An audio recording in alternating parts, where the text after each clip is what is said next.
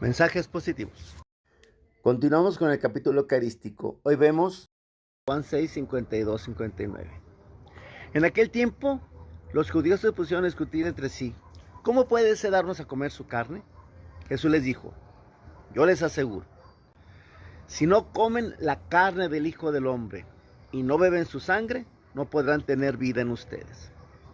El que come mi carne y bebe mi sangre tiene vida eterna, y yo lo resucitaré en el último día. Mi carne es verdadera comida, mi sangre es verdadera bebida. El que come mi carne y bebe mi sangre, permanece en mí y yo en él. Como el Padre que me ha enviado posee la vida y yo vivo por él, así, el que me come, vivirá por mí. Este es el pan que ha bajado del cielo. No es como el maná que comieron sus padres después murieron. El que come de este pan, vivirá para siempre. ¡Wow! Jesucristo nos habla con una claridad sobre la Eucaristía.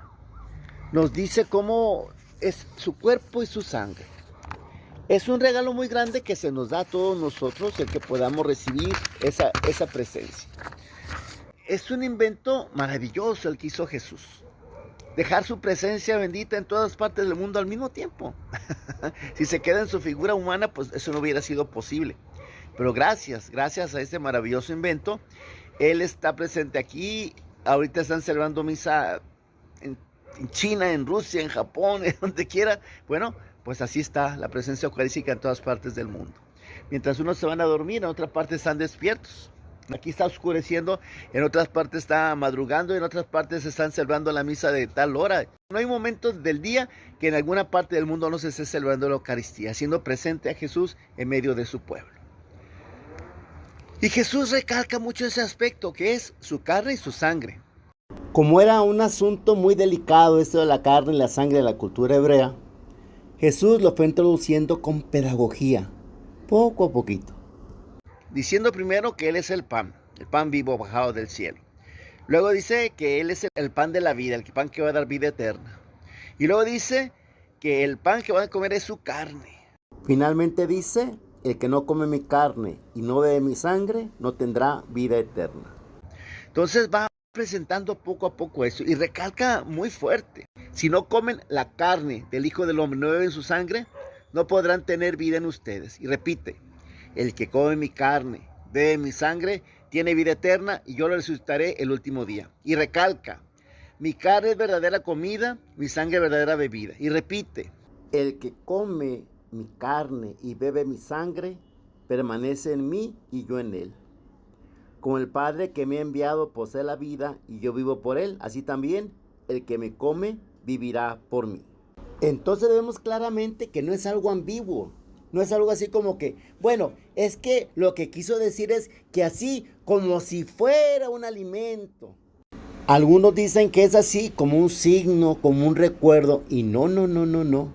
Es muy claro cómo Jesús recalca el aspecto de carne y sangre. Carne y sangre. Y es que en ese pan consagrado se realiza ese maravilloso milagro. Es el Espíritu Santo el que realiza ese milagro, así como es el milagro de que Jesucristo se encarnara en el vientre purísimo de una virgen. Así como Jesucristo se encarnó en María, se encarna en ese pedacito de pan en manos del sacerdote. San Francisco, que era un santo muy eucarístico, él amaba tanto a Jesucristo Eucaristía, por eso amaba a la iglesia. Le tocó una época de la iglesia muy mala, los papas eran señores guerreros, era una época terrible, una época de mucho poder, pero también de mucha corrupción. Y sin embargo, San Francisco siempre tuvo mucho respeto. En ese tiempo de San Francisco hubo herejías muy fuertes que se levantaban contra la iglesia, reclamándole su poder, reclamándole la riqueza, criticándolos. Gente que exaltaba la pobreza, pero criticando a la iglesia. Y San Francisco optó por la pobreza, pero siempre respetó a la iglesia y sobre todo a los sacerdotes. Él decía que tenemos que estar súbditos y sujetos a los pies de la Santa Madre Iglesia. Y decía: si me encuentro un sacerdote pobrecillo de este mundo, un sacerdote que era nuestro maestro decía que San Francisco decía sacerdote pobrecillo, por no decirle tontillo. Pues en aquel tiempo no había seminarios, el seminario nació al Concilio de Trento. Entonces hacían sacerdote pues a cualquier tipo. Muchos sacerdotes lo único que hacían era leer, pues. Eran más padecidos de misa y hoy ya dicen, nomás celebraban misa y comían, todo lo que sabían hacer. Había una situación media difícil con la iglesia en esa época, pero San Francisco no se fija en eso, solamente se fija en que a través del sacerdote él recibía a Cristo. Él decía que si se le aparecía a la Virgen y a un sacerdote, primero decía, mamacita, permíteme, déjame ver qué quiere este. Tú me lo diste, pero este me lo está dando.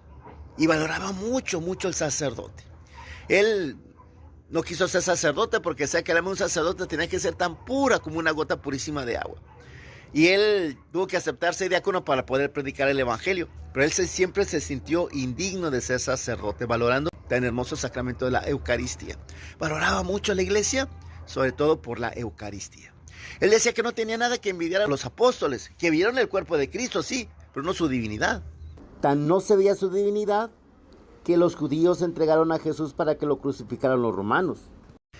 Y así también, el pan consagrado es un símbolo, un signo de la presencia viva de Cristo. Ahí está la presencia viva de Cristo, a través del signo que nos lo representa, pero más allá del signo está Jesús ahí presente, real y verdaderamente en cada Eucaristía.